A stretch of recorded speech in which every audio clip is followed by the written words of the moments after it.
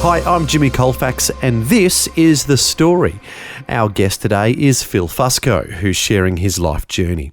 Before the break, we heard about his heritage and how he became a Christian. Next, we'll hear how he grows in his faith and how getting involved in church activities became something he did willingly.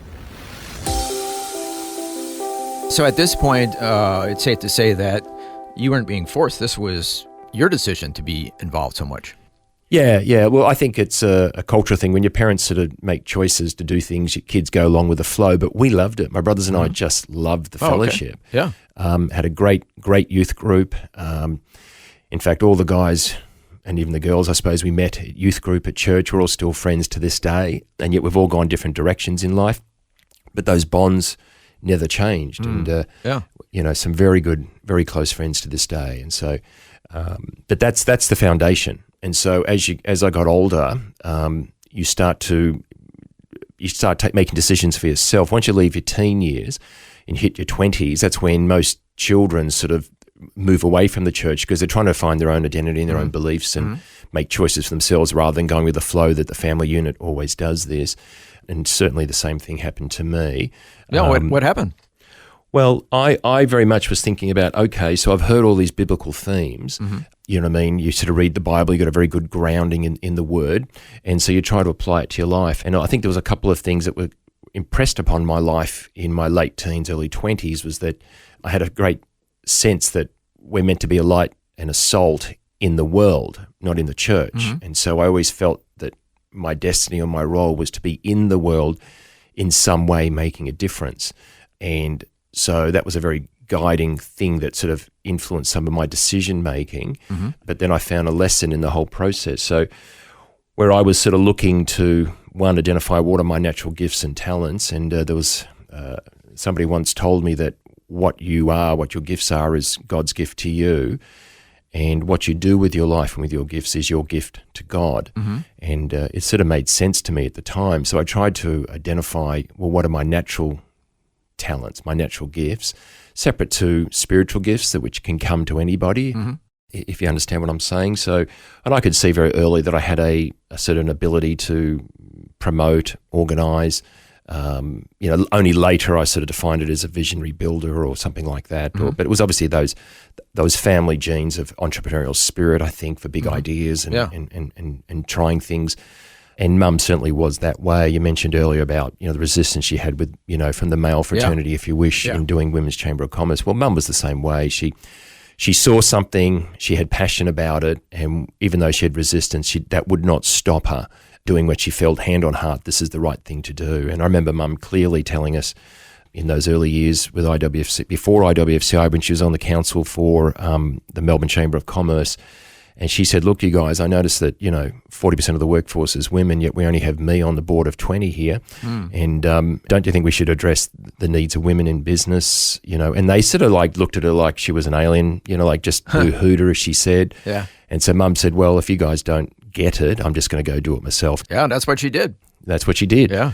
She knew, because Mum knew, she'd been through it herself, how a lot of women basically struggle to raise their families, and they're looking for economic opportunities, and that's what Mum's all about, basically. She's serving from the heart in that sense because she's lived it, she's seen it, and she's helping women basically find economic freedom and self-worth and what have you to, raise their families and so on. So yeah. So for you personally, correct me if I'm wrong, but in your early 20s, I think that's about where we are in your story, you realized that you had certain gifts and wanted to use those for the Lord. You were not at that point called into ministry, but you wanted to use them in the marketplace. Is that right? Yeah, that's right. So this theme of the marketplace started to dominate my 20s, if you want to look at it that way. Today it's a pretty common, term, if you wish, marketplace ministries. I must say that was probably part of the pioneering spirit of what took place back then in the 80s. So business ministries and marketplace ministry, that was not a common thing as much as it is now back then. No, it wasn't. Wasn't at all. Wasn't at all. And so a couple of things took place, which I'll sort of share. So there's two themes, one that led me into the music industry and another one that sort of led me into marketplace ministry more specifically, broadly. And as I began to get in touch with my abilities, I was involved in a family business, and you began to sort of see the talents that you have in marketing, as we call it today, and things like that. The pastor of my local church, it was a Christian Revival Crusade church, it was called Doncaster CRC, and he asked if I would help the youth group with an Easter concert. And I said I knew the youth group, and you have to understand my arrogance, I suppose, at this stage, my youthfulness. I was sort of thinking, oh, look, these guys are a bit rinky-dink, you know what I mean? Like, I had big ideas of changing the world. And they were involved with what was called YWAM, Youth with a Mission, yep. and they were sort of doing skits on the streets and this sort of low-level stuff, which to me I didn't quite relate to, maybe because I don't know why, I just... Well, maybe theater wasn't your thing. Well, it's hard to know because I was involved in school drama at school. Okay. So I had a comfort zone with that space. I'd been in all the school dramas, whether it was musical, comedy or drama. Yeah. If I wasn't on stage, I was backstage doing makeup. So no, I had a comfort zone with all that. Yeah. But it was probably just the wrong spirit, the wrong attitude. But this is the message that came out. So here I am saying to the pastor, look, thanks, but I don't know if I can help them. Probably within about a week, I was asking myself the question in my bedroom, Lord, what do you want me to do in your body? You talk about we all have a part in the body. Yeah. And I'm literally asking this prayer, and all of a sudden just the penny dropped. I said, Phil, you're asking me these questions, and yet just a week ago I asked you to help the youth group. You've got the ability to do that. And I thought, and the penny kind of dropped. My attitude was wrong. Oh, okay. And it taught me a massive lesson which has served me for the rest of my life. And so I went back to the pastor and said, look, I'm sorry, I probably had the wrong attitude. I'd love to help where I can. So the lesson is what? Well, the thing is that don't be afraid to start with the small things. Even though we have grand visions and ideas, okay, yeah, you got to. The Bible says that you work where you are. Like there's something right in front of us right now, and that's where we're meant to serve and to do it. Now, the scriptures say that your gifts will bring you before kings. And that's where you wanted to be, it sounds like. Yeah, exactly. Yeah, exactly. My head was with the kings already. But you didn't want to start on the street. I didn't want to start on the street with the paupers. Okay, but the big lesson was maybe you needed to start on the street. Yes, it is. It is because, as we all know, humility is the key in God's economy. And so these are lessons that we must all learn. So if you think about Joseph in the Bible, I mean, his lesson was... his coat of many colours was his pride and arrogance as well, and he had to learn to lose that before the Lord could build him up to be what he needed to trust him in to be. Okay, so you humbled yourself. I'm curious to know, how did that go? Yeah, so I got with the group and I sort of analysed it as you do. You do an audit, like a situation analysis, without even knowing what that was at the time. Everybody does that, but that's kind of the way you're wired.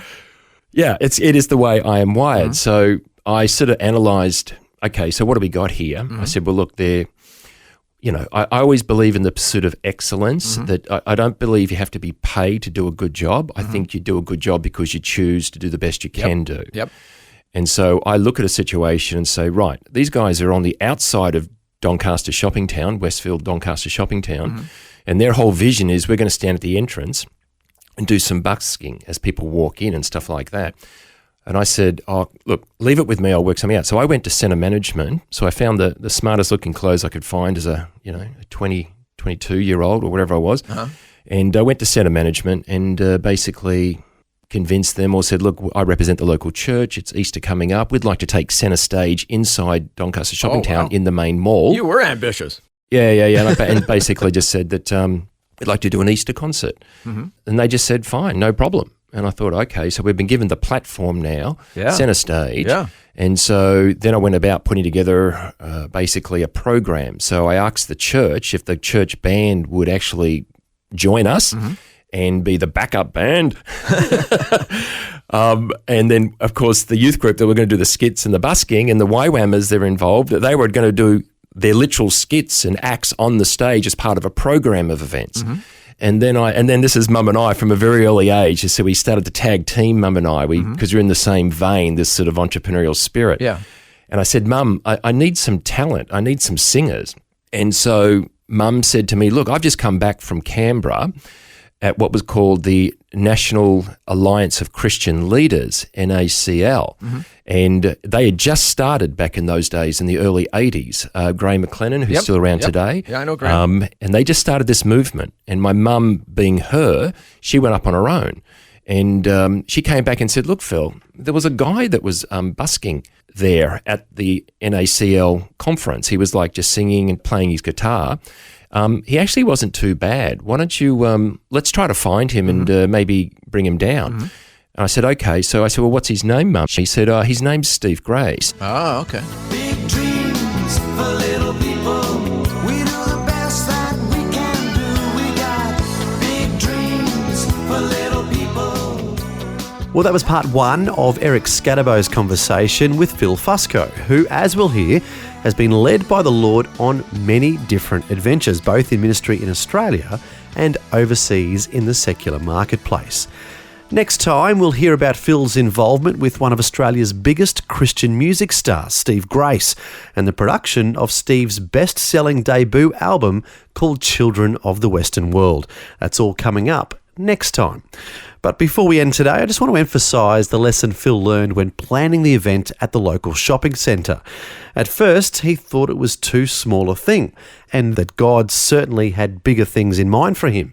But then he learned to be faithful with whatever task God put in front of him. As it says in the Bible, do not despise these small beginnings, for the Lord rejoices to see the work begin.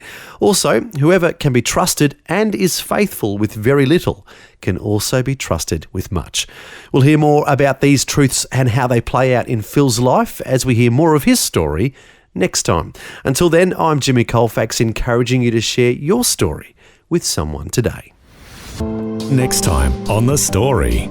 I said, what are you doing with your life, Steve? All of a sudden I started talking to this guy. I said, Steve, what are you doing with your life? Because he told me he was married, he had a young child, but he's telling me that he's living by faith. And I felt kind of like a little bit disturbed by this. And I said, Steve, is anybody managing you? You know what I mean? Where are you going with your life? And I just studied marketing at night school, and I did my very first marketing plan on Steve Grace.